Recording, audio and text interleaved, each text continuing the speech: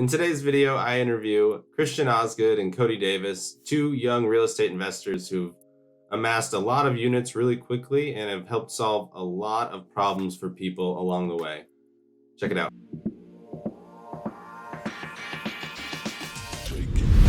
All right, so today we have Christian Osgood and Cody Davis, two young real estate investors who have acquired quite a sum of properties in not a lot of time, and they've solved a lot of problems on the way. Guys, thank you for being on the podcast. How are you guys doing? Absolutely doing well. Thanks for having us on, Dallas. Good to see you again. Yep, good to see you. Good to see you. So, jumping straight into it, the main question is, what problems do you solve? How do you solve them in business? And I'll kind of let you take the floor from here. Absolutely. For us, we are in the multifamily space. We acquire multifamily properties. The problems we solve, there's a lot of them. We do everything we do creatively. We work outside the box, and it is a relationship-based game. A lot of people in our industry, and I've met a lot of them, are all after specific transactions. They want to meet someone, do a deal, on to the next, non-repeatable steps. Right. The game we play is form relationships, meaningful relationships with people who own and are in the real estate space. From those relationships, every deal we've done has come from, most of them creatively financed, some of them low to no money down, but creative financing that solves problems for owners, solves problems for tenants. We want to create relationships with people in communities, enhance the lives of our tenants, of neighborhoods, and the whole business is problem solving. Right, yeah. And just for perspective too, how many doors do you guys each currently have? And maybe you guys could each individually dive into where you got started with real estate investing too. Absolutely. Mine's probably the most relatable. I'll start and I'll let Cody take off. Cody accelerated faster than I did. Yeah, the unicorn Netflix story, right?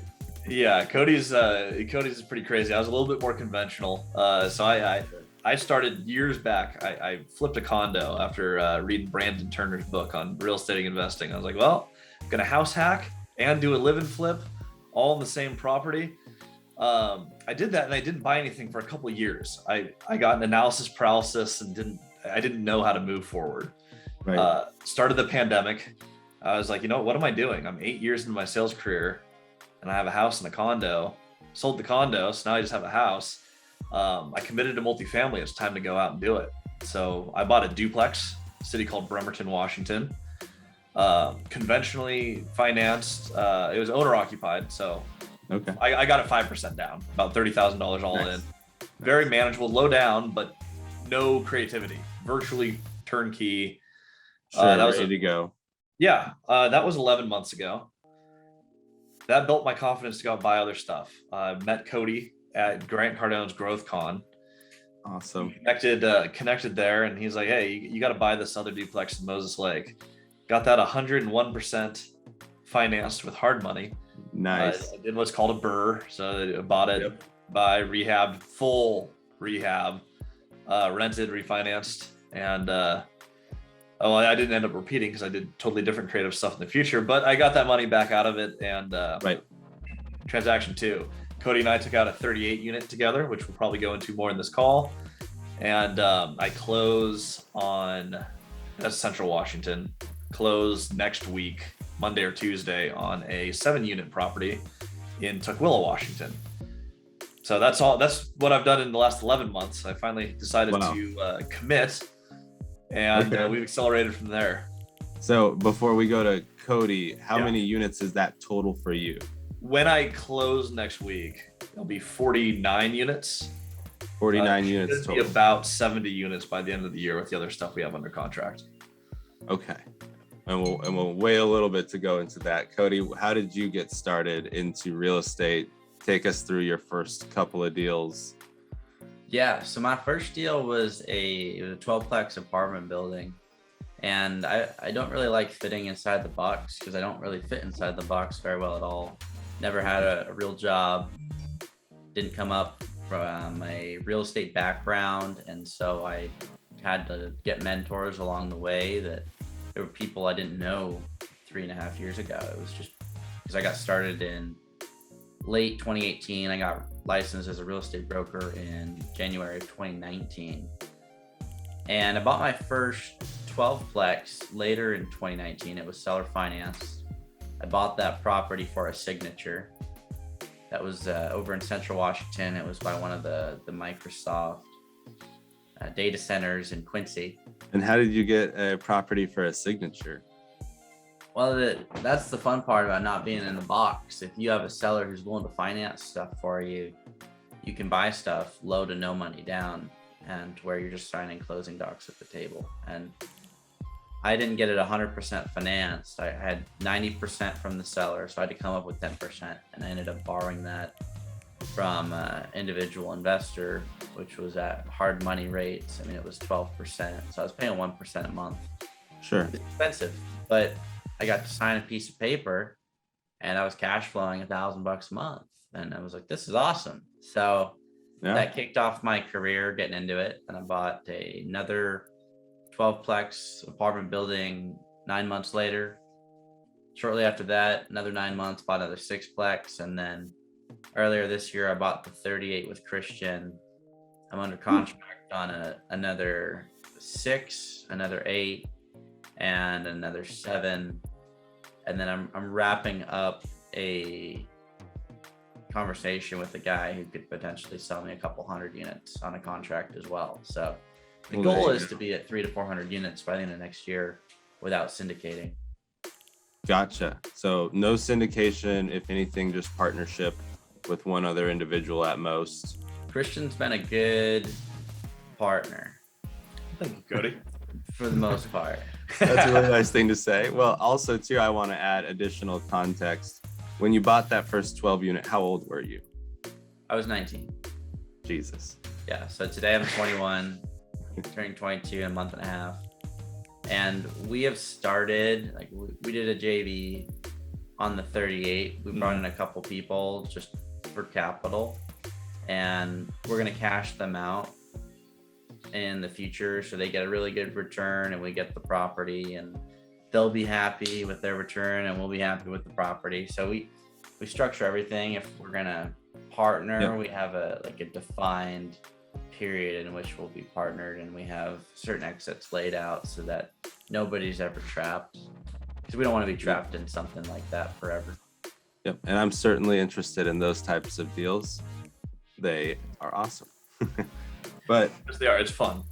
yeah. But now, kind of building off that and diving into the what problems you're solving now, and how that's impacting so many different people. Where did you want to kind of start with that? Because there's a lot to dive into. You have multiple business models, so I'll let you kind of break it down for people. To start out, I mean, Christian and I just formed our own property management company, so we're taking PM in-house.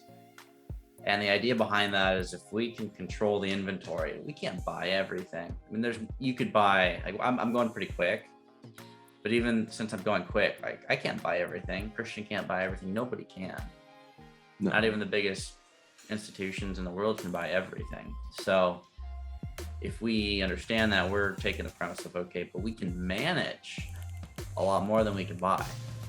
And if we can really do like a culture shock and change the community and help it grow into a more positive feeling and energy, because like we just took over the 38plex.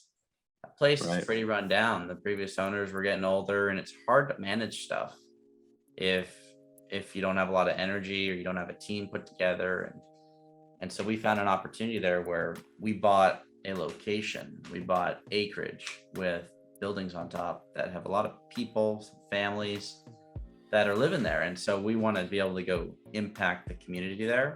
So one of our problems that we're solving for is, okay, how do we actually impact a big enough, like a large enough pool of people?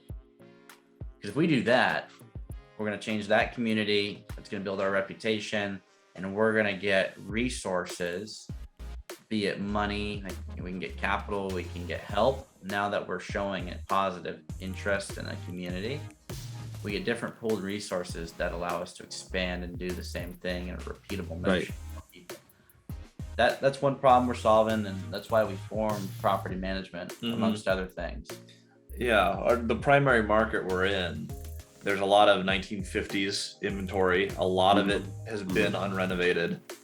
Some of the newer stuff is nice in that market, but you have a lot of people, and your options to live there are, hey, I can live in an older property that needs a lot of help, that may have, not exclusively, but may have a landlord that hasn't invested as much in the property, or I live somewhere really nice. There's not a lot of in between.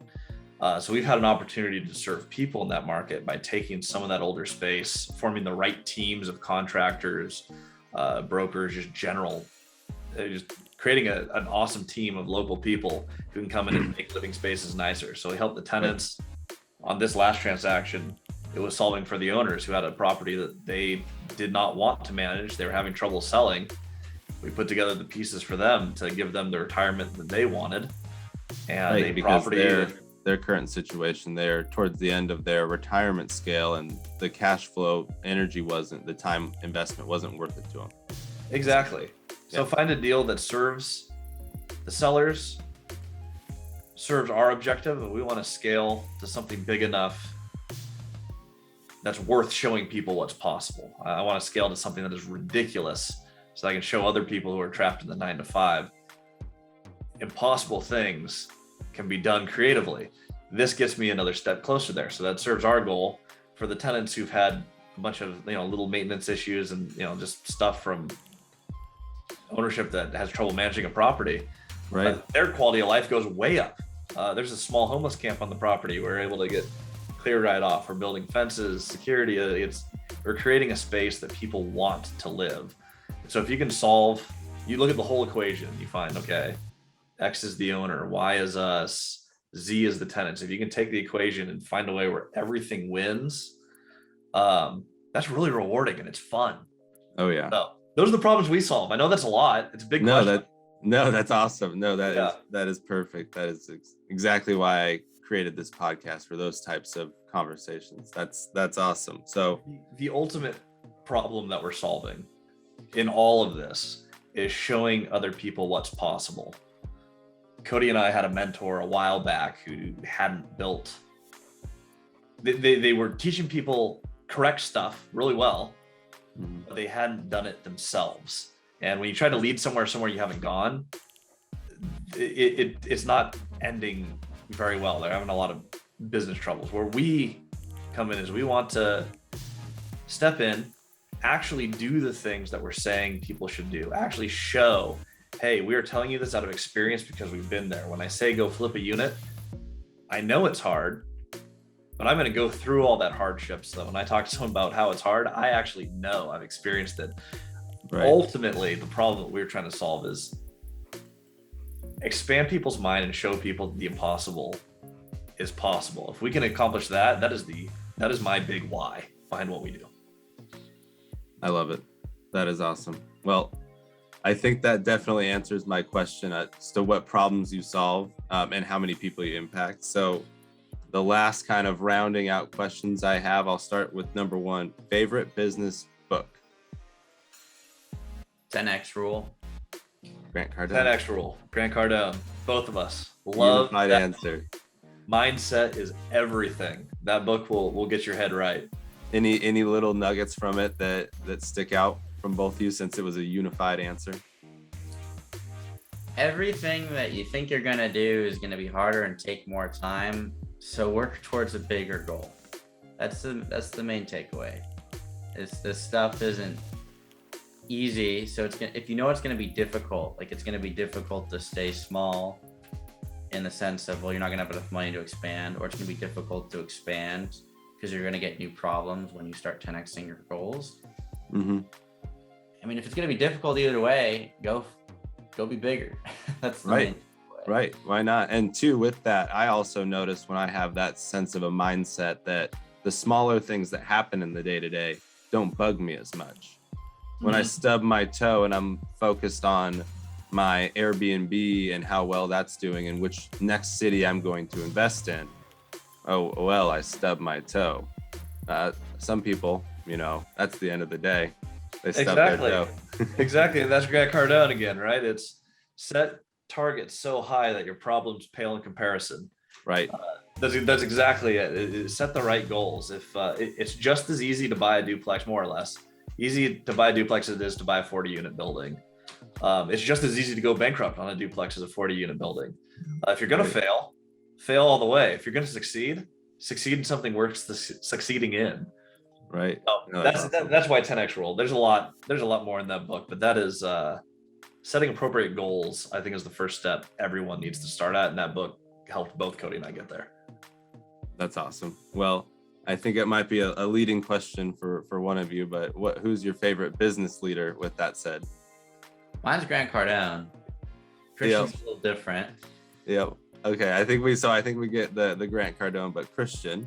I'm a huge Musk fan, and it's the same concept as Cardone. I think his application of let's take the ridiculous and make it possible. I mean, he's done that in multiple companies, done things that no one else has pulled off. He made electric cars sexy. He's trying to figure out how to get to Mars, and he's made steps on space travel when space travel isn't even his lane at all. Created. We talk about 10x goals. I mean, that's crazy. Right. He did it, and then he does the same thing. He tells everyone how it's possible. You don't need college. You don't need to know what you're doing. You need to know what you're aiming towards, and then you figure out how to do that. I love watching him go. Love him or hate him, he knows how to set goals, and he knows how to knock them out. Maybe not in the right timeline, but he knows how to go after them, chase them 100%, build teams. I love everything that he does. I like the way he operates. Huge inspiration. Yeah. To that last point, I saw an interview of Elon Musk saying that, he sets goals like 10-year goals. He takes people's 10-year goals that's realistic. Mm-hmm. And then he puts it into a 6-month time frame and tries to achieve it all in 6 months. Yeah. And he usually hits it around 3 years. Yeah. Which is fine. That's a lot better than a 10-year goal, right? Right, exactly. 10. If you try to compress it as small as you can and you get close, it's awesome. It's awesome. I love the mentality. Yeah. And that's how I try to set goals. Yeah, that's awesome. Well, last question for you then. How can people help you, and then where can they connect with you at? Easiest thing, the whole game, everything Cody and I have ever done is built on making connections with people. I don't always know where those connections are going to lead, but I love conversations. If you're someone who is trying to get into the multifamily space, want to figure that out, I would love to help you get there. And I have systems to help you get there if that's appropriate.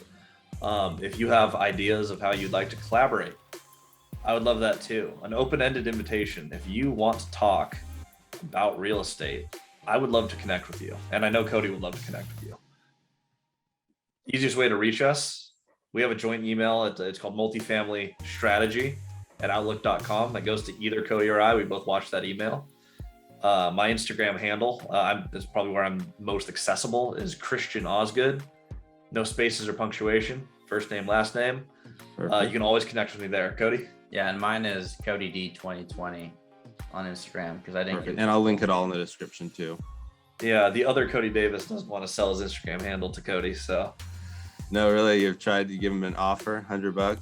Made him an offer, like $5,000. I was like, no. Not worth it. That's awesome.